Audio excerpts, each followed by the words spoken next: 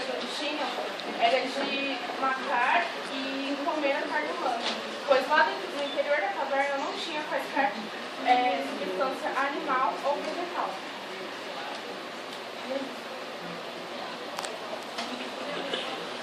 Primeiramente, boa noite, doutores. Boa noite. E esta noite eu comparo os senhores, a Vossa Excelência, como Salomão. Eu tenho Salomão para mim como um rei, que na época ele era como se fosse, não Deus, porque Deus é maior do que tudo isso, mas Salomão ele tinha em sua mão o verdadeiro poder da vida e da morte. E toda vez que chegava-se uma acusação a Salomão, ele tampava-se o ouvido e escutava o que a pessoa tinha falado. E eu peço essa noite que aos doutores que estão aqui presentes venham me escutar e não ouvir, pois existem duas diferenças entre o escutar e o ouvir. Primeiramente, como a nossa colega defensora falou, que eles tinham levado alimentos para ali poderem ficar em um período que, quando a gente fala em explorar, a gente vai preparado com alimentos, ferramentas, tudo pronto para poder entrar dentro daquela caverna. Mas eles entraram e de repente houve ali o desmoronamento e fechou. E ali eles tinham sim ali um alimento, eles tinham como sobreviver àquele certo período. E nesse meu período de 20 dias foi quando a sua família sentiu a falta deles, seus amigos sentiram a falta deles, foram atrás para saber cadê os exploradores de caverna e viram que eles estavam perdidos. E chegando lá, eles tinham um rádio comunicador. E esse rádio comunicador, eles entraram em contato junto com o corpo de bombeiro, a polícia, o aparato médico que tinha do lado de fora. E eles questionaram, olha, nós estamos aqui há 20 dias, nós estamos aqui sobrevivendo por acaso, temos poucos alimentos. Foi o que eles falaram. Foi, na verdade, o que falaram que Roger falou. Porque quem pode me dizer que foi Roger que estava falando no rádio? Se era um rádio, não tinha que nem nossos celulares hoje em dia, que é Apple, e nós temos a opção de ver a pessoa através de uma outra tela. Quem pode me afirmar isso? Ninguém pode me afirmar isso. De repente, quem pode falar que aqueles os 4 réus que se encontram aqui, combinaram entre si, ou um deles se passaram por Roger, não fizeram assim um jogo de estratégia e mataram Roger, levando em si a sua morte. Mas Roger, como eles falaram, como eles citaram, foi Roger que pegou e falou com os médicos, falou com a polícia. Em momento algum, o nosso Estado não se alegou a socorrer eles. Porque se o nosso Estado tivesse deixado eles para trás, não teria acontecido, levantado talvez um grande movimento de corpo de bombeiro, polícia, amparado médico, tudo para poder socorrer eles. Não teria acontecido isso. Tudo bem, aconteceu uma tragédia que foi o deslizamento e matou os 10 homens que acabaram morrendo. A socorrer 5 e não 4. 5 pessoas que estavam dentro daquela caverna. Então, os senhores analisam. Quem pode me dizer que o Estado omitiu socorro àqueles homens? O Estado não omitiu socorro àqueles homens, em momento algum. E agora eu pergunto o seguinte, a nossa Constituição, como os senhores já conhecem, como os doutores aqui já têm conhecimento, já foi ensinado, a nossa Constituição é a lei maior, e ela sendo a lei soberana, nenhuma outra lei pode passar ela. Então, nosso artigo da Constituição, 5º, diz o seguinte, a Constituição diz que todos nós somos iguais perante a lei, sem distinção de qualquer natureza, garantindo aos brasileiros e aos estrangeiros no país inviolabilidade do direito, garantindo aos brasileiros e estrangeiros residentes no país a inviolabilidade do direito à vida. Então ninguém pode tirar a vida de ninguém, ninguém pode chegar ali e matar. Senhores, hoje a viúva se encontra aqui juntamente com seus filhos, ela se encontra em pranto. Sabe por quê? Ela está chorando a morte do seu marido. Sabe o que ela quer? Ela quer uma justiça, e uma justiça clara. Não é à toa que nossos legisladores, que se ficam ali em Brasília, que coordenam esse país, escreveram a lei, falando que todos nós somos iguais perante a lei. E se todos nós somos iguais perante a lei, por que há motivo da gente não julgar esses homens? Por que há um motivo da gente não condenar? Sabemos que eles tiraram a vida de um. Eles tiraram a vida de um da seguinte forma, um dado. Eu ouvi dizer, pouco antes ouvi dizer que eles estavam em estado psicológico abalado. Abalado? Se estavam em estado psicológico abalado, como é que eles conseguiam pegar um dado e jogar aquele dado e em si pegar aquele dado e fazer uns cálculos para saber quem ia morrer e quem não ia? E quem pode me afirmar se foi isso? De repente, Roger poderia ter dado sim a ideia. Poderia ter dado a ideia. Por que não Roger não poderia ter dado a ideia? Falado, olha, vamos ver na sorte quem é que vai morrer. Mas não, talvez Roger deu a ideia, mas ao mesmo tempo que ele deu a ideia, ele voltou para trás. E ao mesmo tempo que ele voltou para trás, ele se retirou ali daquele moinho. Talvez, imagino eu, eles não contam, mas imagino eu, talvez eles estavam, e ele se retirou, foi para um canto da caverna, e chegou naquele canto daquela caverna, ele ficou ali, só, pensando e refletindo sobre o que estava acontecendo. E aqueles 4 pegaram, se ajuntaram e resolveram de matar Roger. E um deles fala o seguinte, não, chegou a vez do Roger, vamos jogar o dado para saber se vai morrer ou não. Quem pode me afirmar se eles fizeram isso mesmo? Quem pode me afirmar que de repente eles pegaram e fizeram isso? Senhores, para finalizar, rapidamente, o tempo já é escasso, o tempo não nos permite. Quero dizer o seguinte, o seu direito termina aonde o meu começa. E aonde ficou o direito de Roger nesse exato momento? Roger não teve direito a nada. De repente, aconteceu que os 4 poderiam ter matado Roger e deixaram assim uma viúva com filhos, e eles têm lá sua família, têm lá sua esposa e vão andar livremente por esse país. Então vamos analisar, vamos ver se isso está correto ou não. Desde já agradeço. Boa noite, doutores, doutoras, Vossa Excelência. Eu peço que da mesma forma que o meu caro colega citou Salomão, eu venho citar também um dos caras mais sábios, eu acho já assim falando. Ele tem uma frase que meu colega acabou de dizer, que ele fala que tampava o ouvido. E de tantas vezes, tantas acusações, como Salomão tampava um dos seus ouvidos, um dos seus sacerdotes chegou até ele e comentou: Senhor, mas por que tu tapaste seu ouvido? Ele falou: tampo meu ouvido para deixar o outro para a defesa. Peço que vocês também façam a mesma coisa nessa noite. Não que tampe seus ouvidos, que não ouça o que meu caro colega falou, mas que ouça também o que eu falo. Porque não vemos isso como uma atrocidade. Vemos um ato de sobrevivência. Se colocarmos no lugar deles, acho que qualquer um aqui nessa noite faria a coisa pior ou igual para sobreviver. Pensando no bem familiar da sua família, do seu próprio bem-estar. E ali lembramos que eles não estavam ali em um acordo firmado de leis. Estavam ali em comum acordo de cavalheiro, onde o bem-estar de um era de todos. Veja o bem que meu amigo citou, o dado. Eles já estavam ali há algum tempo.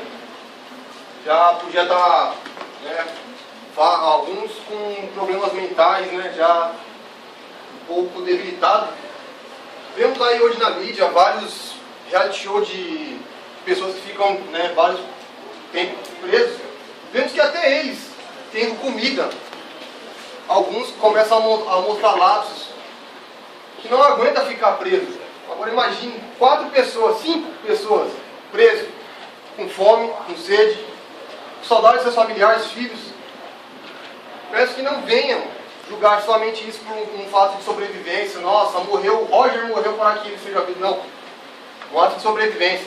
Podia ser com qualquer um, eu, que estivesse lá dentro. Eu acho que depende de tudo isso. Eles prezavam o bem-estar em comum. Como meu bem colega falou, antes de qualquer atitude ser tomada, um rádio comunicador. E o Estado, no qual está maior que tudo, onde tem que prezar pelo nosso bem-estar, se omitiu.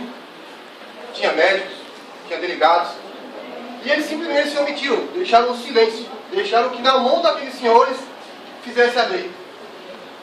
E ali foi feita a lei da sobrevivência. Muitos ali já estavam debilitados, já não estavam respondendo às suas faculdades mentais.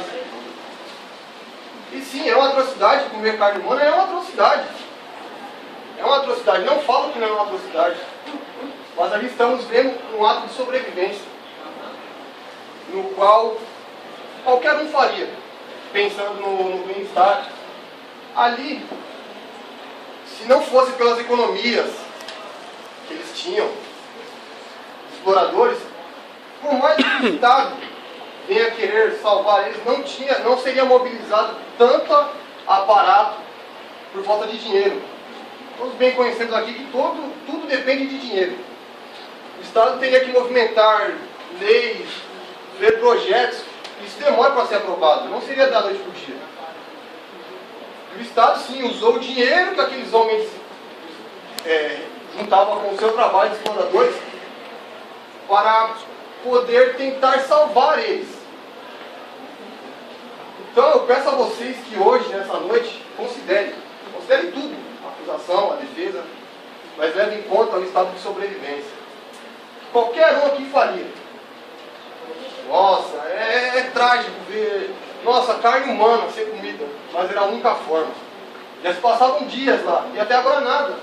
Quem me garante que eles poderiam chegar daqui a 20 dias, 30 dias, como está escrito? Quem me garante que eles seriam salvos? Quem me garante? Ninguém. O Estado se omitiu, no artigo 13 do Código Penal, define que o resultado defende a existência de um crime somente imputável a quem lhe deu a causa considere a ação ou omissão sem o qual o resultado não teria ocorrido. Então, o fato apresentado na denúncia do Ministério Público não se esclarece sobre a autoria. Não esclarece a autoria de quem matou Roger, independente. Eles não esclarecem, não deixam claro quem matou Roger. Como culpar alguém por isso? Sendo que não temos um culpado. Não sabemos quem foi. Será certo fazer mais a injustiça, como há muitas ocorrendo? Deixo esse pensamento para vocês. Acho que tempo é pouco, mas assim termino a minha defesa. O grupo tem 5 minutos. Boa noite a todos. Boa noite. Bom, pessoal, analisando os fatos desse processo, eu creio que qualquer um que se colocar como ser humano, ao julgar esses 4 réus, imaginar que eles têm famílias, que eles estavam num estado difícil, numa situação difícil, circunstâncias difíceis. Eu acredito que qualquer pessoa que se colocar no lugar desses quatro homens, com certeza irá sentir compaixão. Mas vale lembrar que eles cometeram um crime.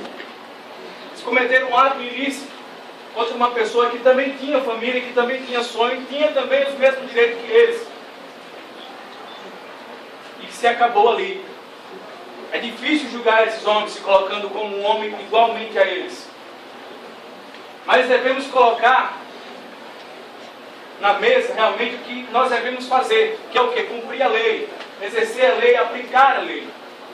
E a lei é bem clara que todo aquele que tirar a vida de outra pessoa, ela vai ser julgada. E com certeza condenada. Porque é o que a lei diz. E todo aquele que matar alguém vai ser culpado. Então, deixo bem claro que a minha posição em relação ao que esses homens cometeram, apesar de serem pessoas, seres humanos, é que elas cometeram um crime. Se cometeram um crime, elas têm que pagar pelo que fizeram. Então, elas têm que ser condenadas. Deixe meu parecer. Boa noite, doutores, doutoras, vossas excelências.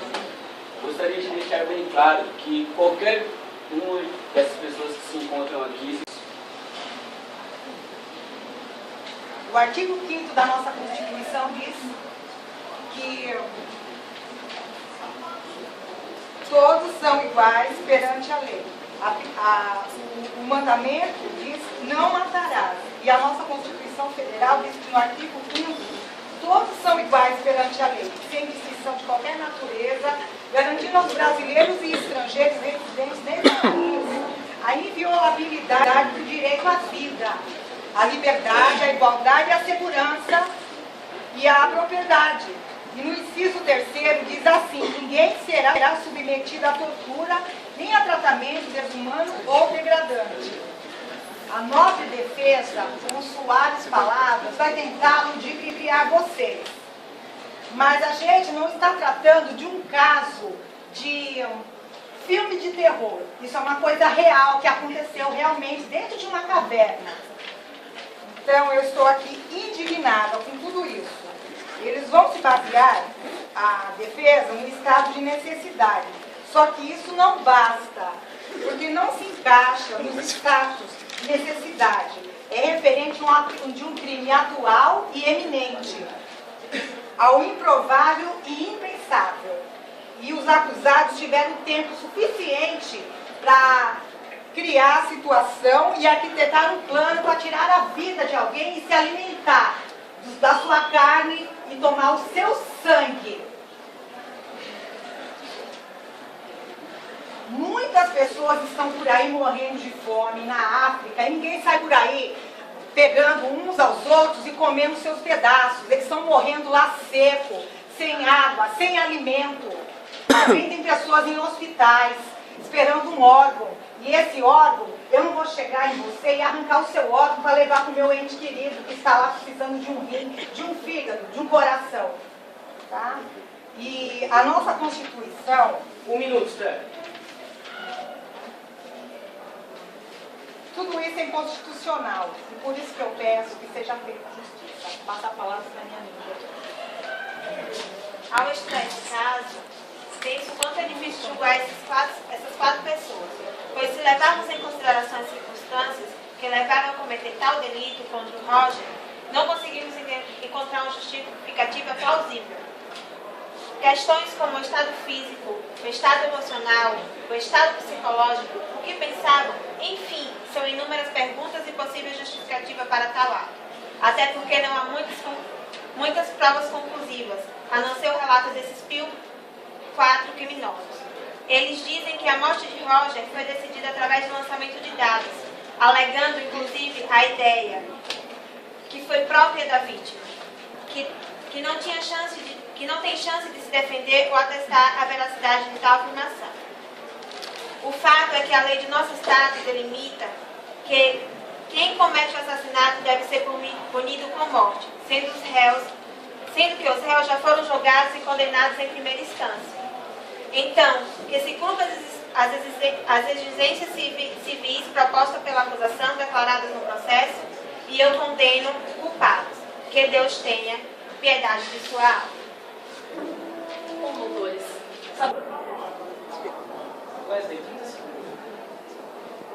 Para finalizar, só quero dizer aos senhores o seguinte, que se fôssemos assim, do jeito que foi na África, como a colega já disse antes, fosse assim, todo mundo estaria matando todo mundo, porque lá na África o pessoal passa fome, passa uma necessidade terrível, e mesmo assim eles não matam um ao outro.